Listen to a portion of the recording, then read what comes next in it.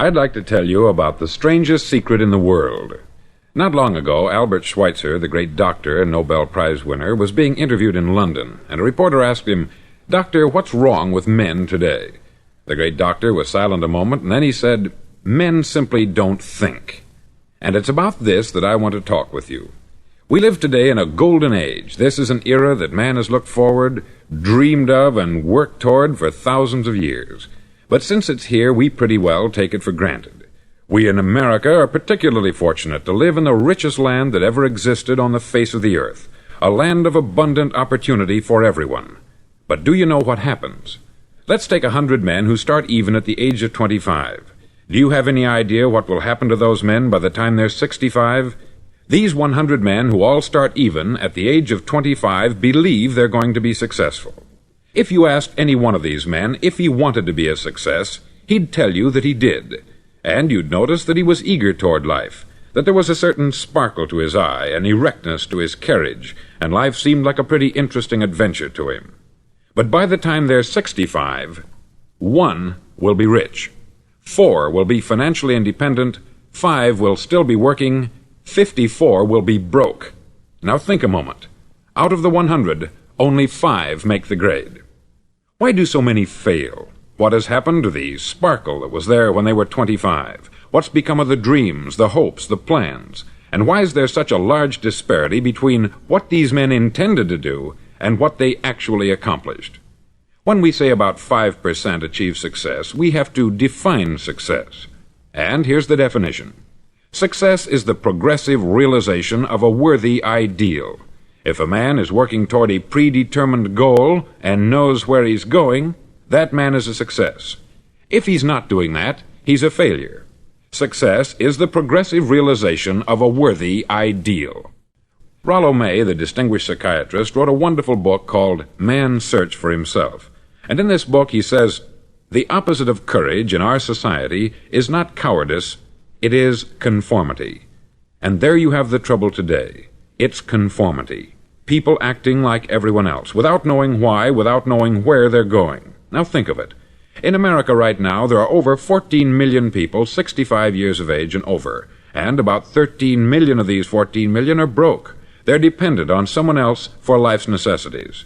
Now, we learn to read by the time we're 7. We learn to make a living by the time we're 25. Usually, by that time, we're not only making a living, we're supporting a family. And yet, by the time we're 65, we haven't learned how to become financially independent in the richest land that has ever been known. Why? We conform. And the trouble is that we're acting like the wrong percentage group, the 95% who don't succeed. Now, why do these people conform? Well, they don't know, really. These people believe that their lives are shaped by circumstances, by things that happen to them, by exterior forces. They're outer-directed people. A survey was made one time that covered a lot of men, working men, and these men were asked this question: why do you work? Why do you get up in the morning? 19 out of 20 had no idea. If you ask them, they'll say, everyone goes to work in the morning. And that's the reason they do it, because everyone else is doing it. Now let's get back to our definition of success. Who succeeds? The only man who succeeds is the man who is progressively realizing a worthy ideal. He's the man who says, I'm going to become this, and then begins to work toward that goal. I'll tell you who the successful people are. A success is the school teacher who's teaching school because that's what she wanted to do. The success is the woman who's a wife and mother because she wanted to become a wife and mother and is doing a good job of it. The success is the man who runs the corner gas station because that's what he wanted to do. The success is the successful salesman who wants to become a top-notch salesman and grow and build with his organization.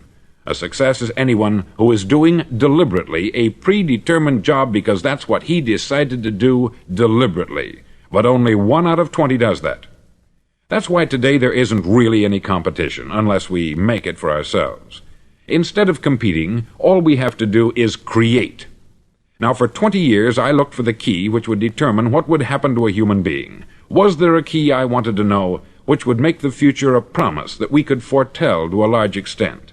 Was there a key that would guarantee a person's becoming successful if he only knew about it and knew how to use it? Well, there is such a key, and I've found it.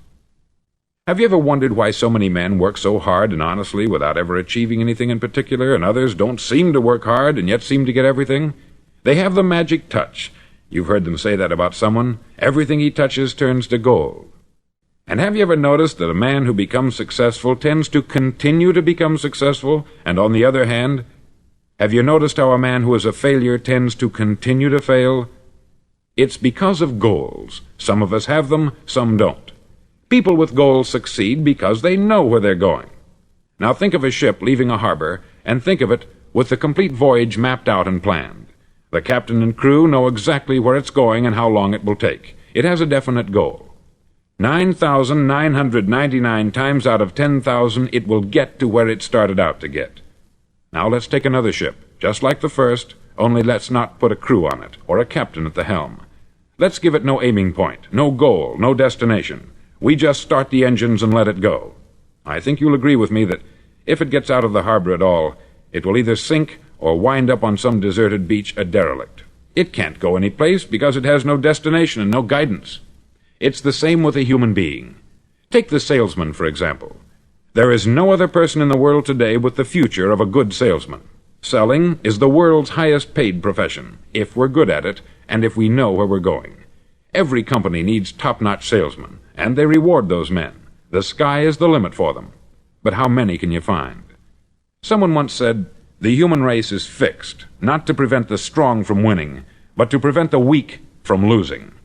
The American economy today can be likened to a convoy in time of war.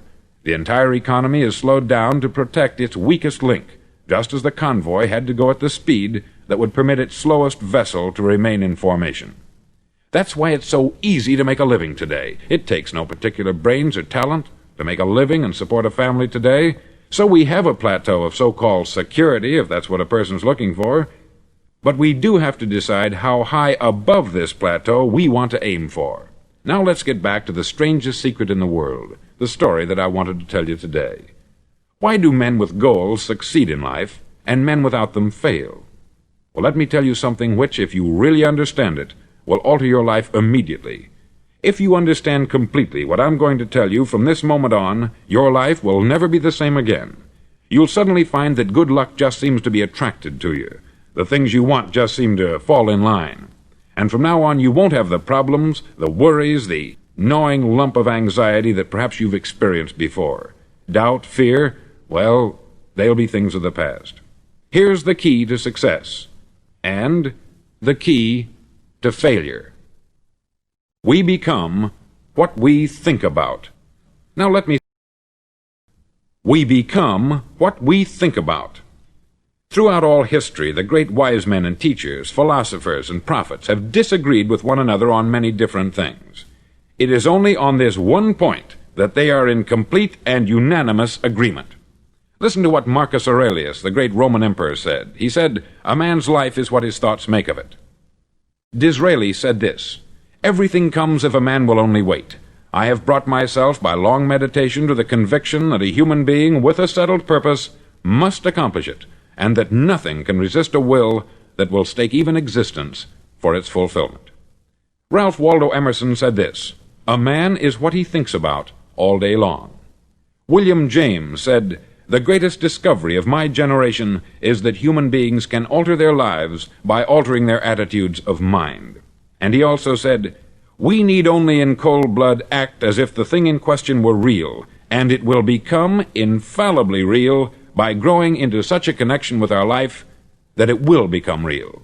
It will become so knit with habit and emotion that our interest in it will be those which characterize belief."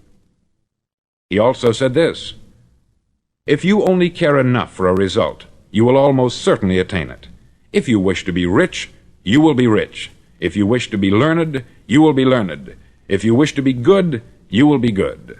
Only you must then really wish these things, and wish them exclusively, and not wish at the same time 100 other incompatible things just as strongly." In the Bible you read, in Mark 9:23, "If thou canst believe, all things are possible to him that believeth." Dr. Norman Vincent Peale said this, "This is one of the greatest laws in the universe. Fervently do I wish I had discovered it as a very young man. It dawned upon me much later in life, and I've found it to be one of the greatest, if not my greatest discovery, outside of my relationship to God. And the great law, briefly and simply stated, is that if you think in negative terms, you'll get negative results. If you think in positive terms, you will achieve positive results.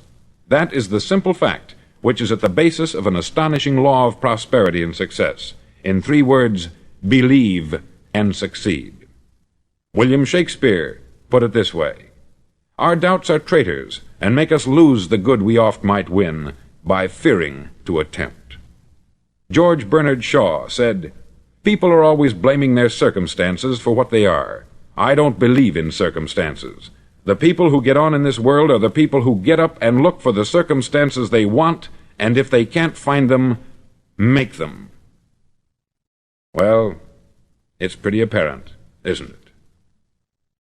And every person who discovered this for a while believed that he was the first one to work it out. We become what we think about. Now, it stands to reason that a person who's thinking about a concrete and worthwhile goal is going to reach it, because that's what he's thinking about. And we become what we think about. Conversely, the man who has no goal, who doesn't know where he's going, and whose thoughts must therefore be thoughts of confusion and anxiety and fear and worry, becomes what he thinks about. His life becomes one of frustration, fear, anxiety, and worry. And if he thinks about nothing, he becomes nothing. Now, how does it work? Why do we become what we think about? Well, I'll tell you how it works as far as we know. Now, to do this, I want to tell you about a situation that parallels the human mind. Suppose a farmer has some land, and it's good, fertile land. Now, the land gives the farmer a choice. He may plant in that land whatever he chooses. The land doesn't care. It's up to the farmer to make the decision. Now, remember, we're comparing the human mind with the land, because the mind, like the land, doesn't care what you plant in it. It will return what you plant, but it doesn't care what you plant. Now, let's say that the farmer has 2 seeds in his hand. One is a seed of corn, the other is nightshade, a deadly poison. He digs 2 little holes in the earth, and he plants both seeds, one corn, the other nightshade. He covers up the holes, waters, and takes care of the land, and what will happen? Invariably, the land will return what is planted. As it's written in the Bible, "As ye sow, so shall ye reap." Remember, the land doesn't care. It will return poison in just as wonderful abundance as it will corn. So up come the 2 plants, one corn, one poison. Now, the human mind is far more fertile, far more incredible and mysterious than the land, but it works the same way. It doesn't care what we plant. Success, failure. A concrete, worthwhile goal, or confusion, misunderstanding, fear, anxiety, and so on. But what we plant, it will return to us. You see, the human mind is the last great unexplored continent on the earth. It contains riches beyond our wildest dreams. It will return anything we want to plant. Now, you might say, well, if that's true, why don't people use their minds more? Well, I think they've figured out an answer to that, too. Our mind comes as standard equipment at birth. It's free, and things that are given to us for nothing we place little value on. Things that we pay money for, we value. The paradox is that exactly the reverse is true. Everything that's really worthwhile in life came to us free. Our mind, our soul, our body, our hopes, our dreams, our ambitions, our intelligence, our love of family and children and friends. All these priceless possessions are free, but the things that cost us money are actually very cheap and can be replaced at any time. A good man can be completely wiped out and make another fortune. He can do that several times. Even if our home burns down, we can rebuild it, but the things we got for nothing, we can never replace. The human mind isn't used merely because we take it for granted. Familiarity breeds contempt. It can do any kind of job we assign to it, but generally speaking, we use it for little jobs instead of big important ones. Universities have proved that most of us are operating on about 10% of our abilities. Decide now, what is it you want? Plant your goal in your mind. It's the most important decision you'll ever make in your entire life. Do you want to be an outstanding salesman, a better worker at your particular job? Do you want to go places in your company, in your community? All you've got to do is plant that seed in your mind. Care for it. Work steadily toward your goal, and it will become a reality. It not only will, there's no way that it cannot. You see, that is a law, like the laws of Sir Isaac Newton, the laws of gravity. If you get on top of a building and jump off, you'll always go down. You'll never go up. And it's the same with all the other laws of nature. They always work, they're inflexible. Think about your goal in a relaxed, positive way. Picture yourself in your mind's eye as having already achieved this goal. See yourself doing the things you will be doing when you've reached your goal. Ours has been called the phenobarbital age, the age of ulcers and nervous breakdowns. At a time when medical research has raised us to a new plateau of good health and longevity, far too many of us worry ourselves into an early grave trying to cope with things in our own little personal ways, without learning a few great laws that will take care of everything for us. These things we bring on ourselves through our habitual way of thinking. Every one of us is the sum total of his own thoughts. He is where he is because that is exactly where he really wants to be, whether he'll admit that or not. Each of us must live off the fruit of his thoughts in the future, because what you think today and tomorrow, next month and next year, will mold your life and determine your future. You're guided by your mind. I remember one time I was driving through Arizona and I saw one of those giant earth-moving machines roaring along the road at about 35 miles an hour with what looked like 20 tons of dirt in it, a tremendous, incredible machine, and there was a little man perched way up on top with the wheel in his hands guiding it. And as I drove along, I was struck by the similarity of that machine to the human mind. Just suppose you're sitting at the controls of such a vast source of energy. Are you going to sit back and fold your arms and let it run itself into a ditch? Or are you going to keep both hands firmly on the wheel and control and direct this power to a specific, worthwhile purpose? It's up to you. You're in the driver's seat. You see, the very law that gives us success is a two-edged sword. We must control our thinking. The same rule that can lead him to success, wealth, happiness, and all the things he's ever dreamed of for himself and his family, that very same law can lead him into the gutter. It's all in how he uses it, for good or for bad. This is the strangest secret in the world. Now, why do I say it's strange, and why do I call it a secret? Actually, it isn't a secret at all. It was first promulgated by some of the earliest wise men, and it appears again and again throughout the Bible. But very few people have learned it, understand it. That's why it's strange, and why, for some equally strange reason, it virtually remains a secret.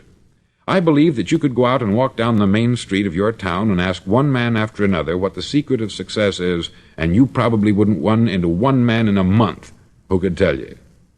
Now, this information is enormously valuable to us, if we really understand it and apply it. It's valuable to us not only for our own lives, but the lives of those around us, our family, employees, associates, and friends. Life should be an exciting adventure. It should never be a bore.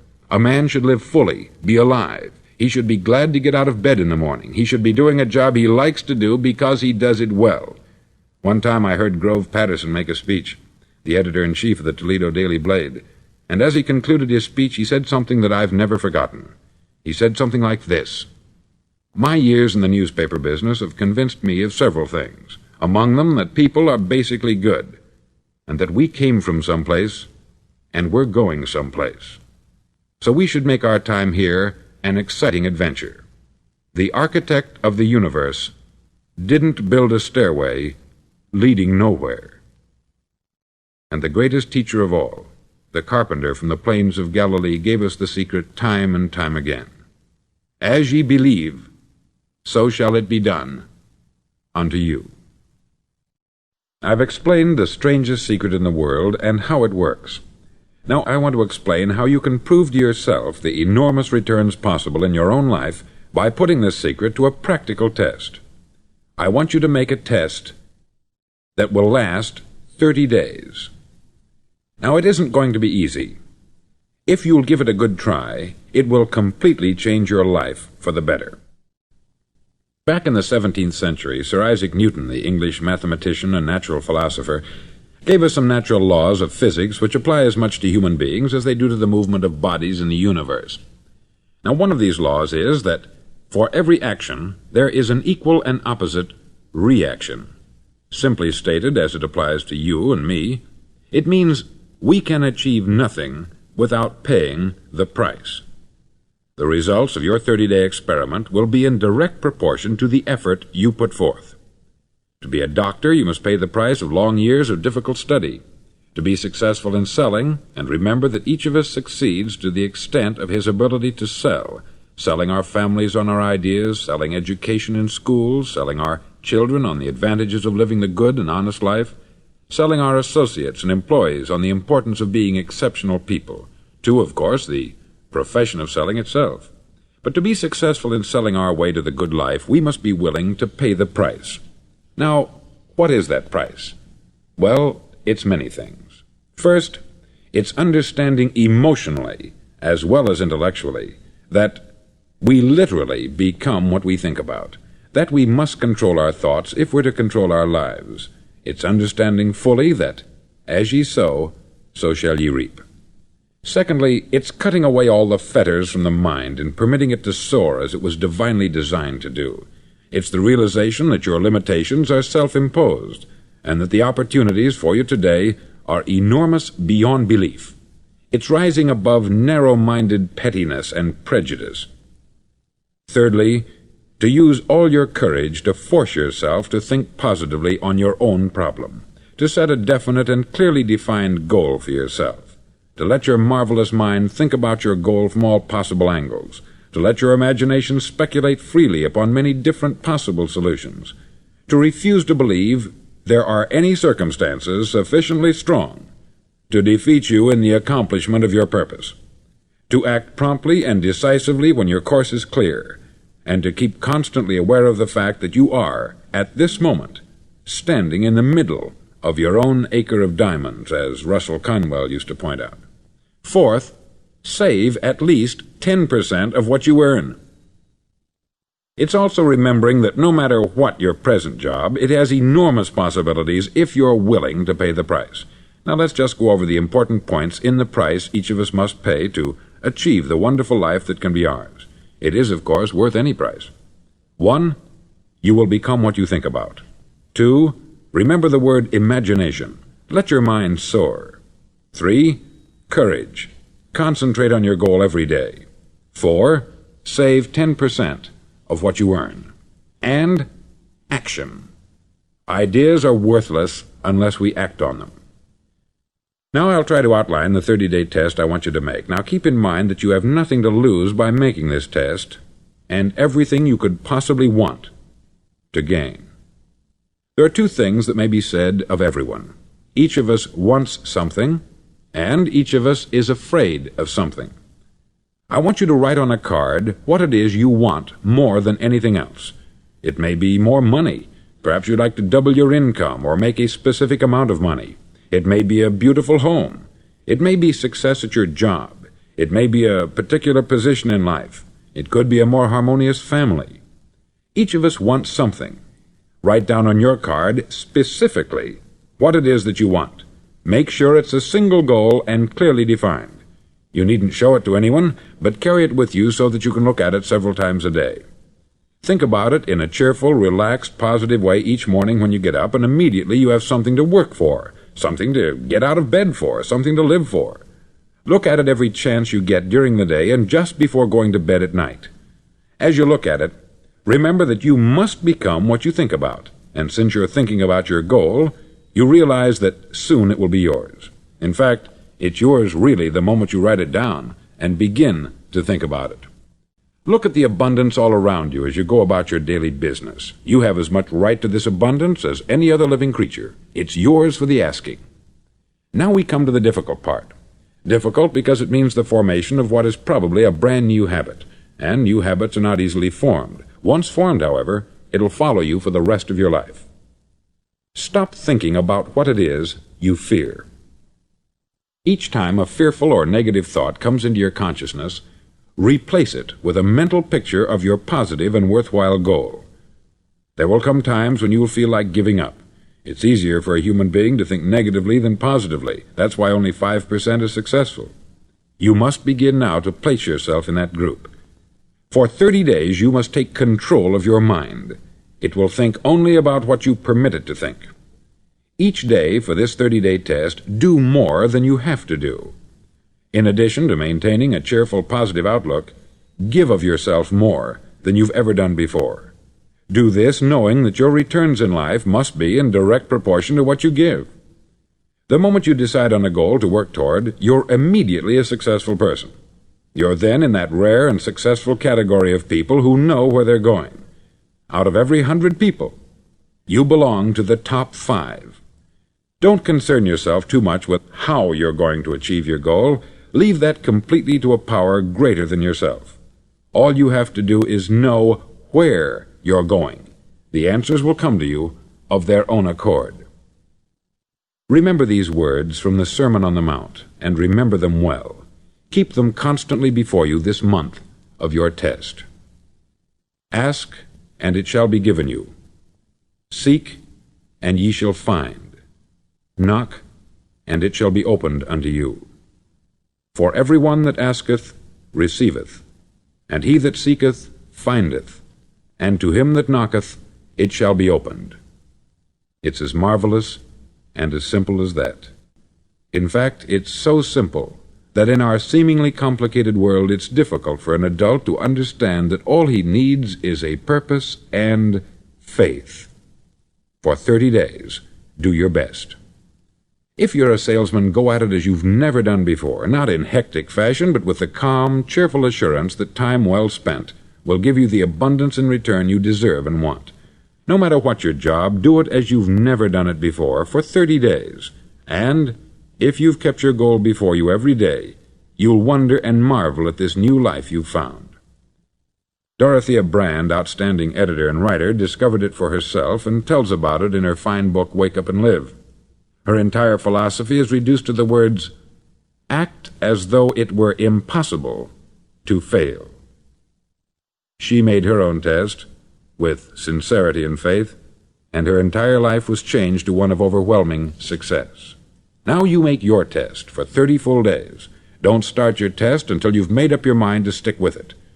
You see, by being persistent, you're demonstrating faith. Persistence is simply another word for faith. If you didn't have faith, you would never persist.